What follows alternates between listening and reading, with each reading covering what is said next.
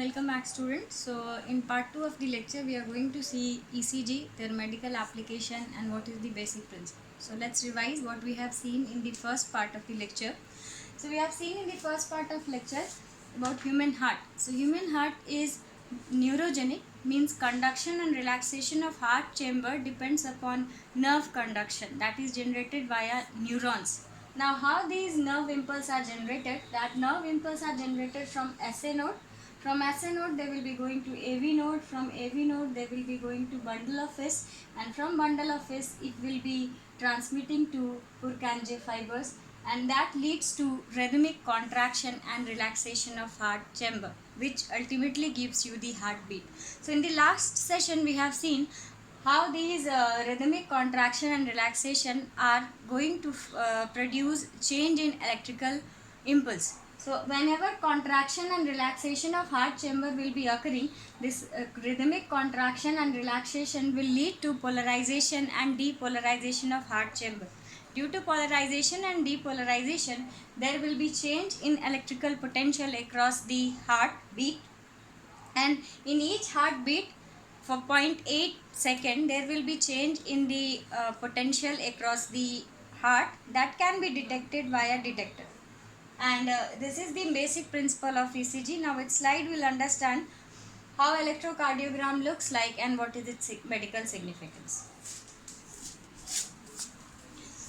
So as we have discussed in last class, this is electrocardiogram, and you can see this is nothing. This is a graphical representation with time and fluctuation in voltage with polarization and depolarization of heart chamber caused. So you can see there are certain waves, that P, Q, S, R, T.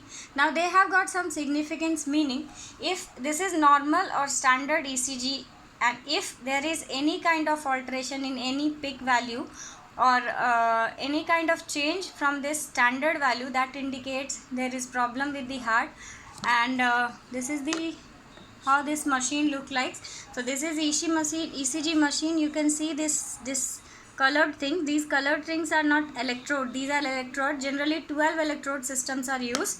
These electrodes are placed in various points on the limbs and chest, and these electrodes cumulatively give you the value of the electrical potential change upon heartbeat due to contraction and relaxation of heart chamber.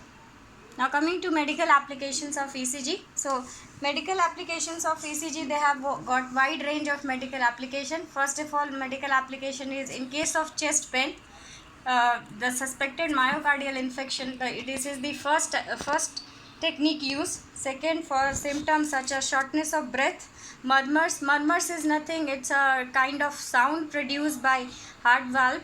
Next is for monitoring overdosage of certain medicine, and in case of electrolyte abnormalities such as hyperkalemia, that is high concentration of calcium. Other medical applications are, they are also used during anesthesia, means while surgery. Depth of anesthesia is checked by using this machine. It is also used for myocardial infection and some other kind of severe pathological conditions. Thank you.